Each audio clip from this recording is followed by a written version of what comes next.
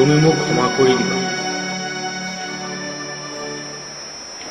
জীৱনৰ ৰং দেখাত যিসকলে বাধা দিব খোজে সেই সকলোকে শেষ কৰিব লাগিব। মই হাতত অস্ত্ৰ তুলি নগ'লো। আনৰ চকুত চকু পানী দেখি তৃপ্তি পোৱাসকলক শেষ কৰিব লাগিব।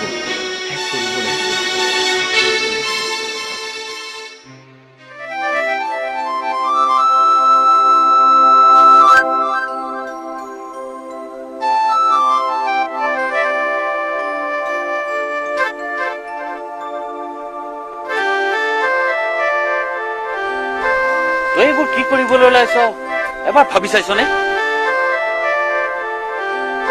তই আজি হাতত বন্দুক তুলি ল'ব খুজিছ নে জীৱনৰ ভয়ত পলাব খুজিছ? মই পলাব খুজিছো। অন্ততঃ এইখন সমাজৰ পৰা মই পলাব খুজিছো। যিখন সমাজত বিশ্ববিদ্যালয়ৰ ডিগ্ৰীৰ কোনো দাম নাই, সেইখন সমাজৰ পৰা মই পলাব খুজিছো। সমীৰণ, প্ৰয়োজনীয় ডিগ্ৰী এটা থকাৰ পাছতো ঘৰখন চলাবৰ জোখেৰে মই এটা চাকৰি যোগাৰ কৰিব নোৱাৰিলো। ইণ্টাৰভিউ দি ভাগৰি পৰিলো। কিমানৰ হাতত ধৰিলো, ভৰিত ধৰিলো, কিন্তু লাভ একো নহল। প্ৰতিদিন শুই উঠি যেতিয়া মা আৰু জোনালীৰ চকুৰ পানীৰে কৰাং মৰা চকুকেইটা দেখো, তেতিয়া মোৰ বুকুখন চপৰাই খহে। চা সমীৰণ, জীৱনলৈ ধুমুহা আহিবই। সেই ধুমুহাৰ মাজতো থিয় হৈ থাকিব পৰাটোহে আচল কথা।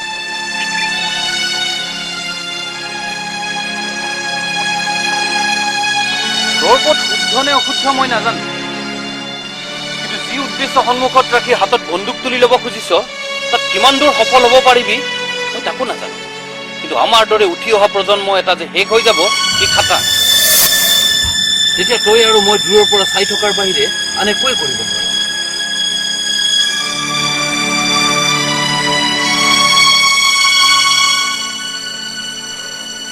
মই সিদ্ধান্তলৈ ওলাই আহিছো। তই মোক আৰু বাধা নিদিবি। যদি জীয়াই থাকো তেনেহ'লে আকৌ লগ হ'ম। মই আহিলো।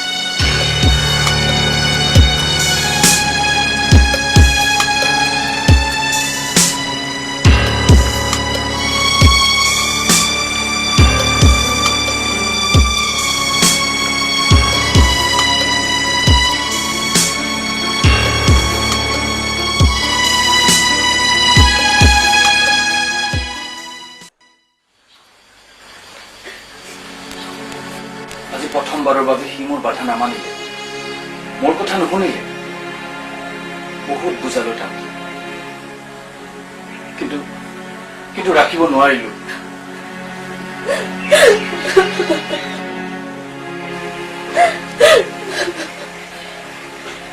তাৰ দুচকুত যেন প্ৰতিশোধৰ জুই জ্বলিছিল।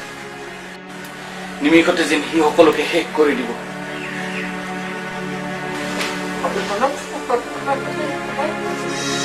চেষ্টাও কৰিছো। আজি হঠাতে এই সিদ্ধান্তটো কিয়? এই ছোৱালীজনীৰ কথা এবাৰো চিন্তা নকৰিলে? কি নকৰিছিল?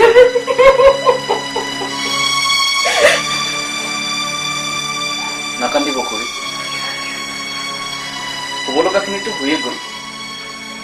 আমি দুৰ্বল হলে নহব। সুখ দুখ হাঁহি কান্দন এইবিলাক লৈয়েতো জীৱন।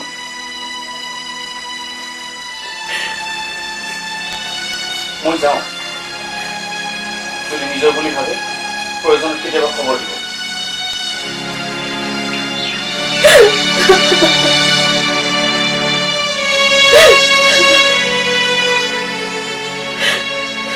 আমি নাৰীবিলাকে জীৱনৰ প্ৰতিটো খোজতেই অগ্নি পৰীক্ষাৰ সন্মুখীন হ'ব লাগে বোৱাৰী। গতিকে তই যি ভাল বুলি ভাব তাকেই ক। আৰু যদি পাৰ দেউতাকৰ ঘৰলৈ গুচি যাবি।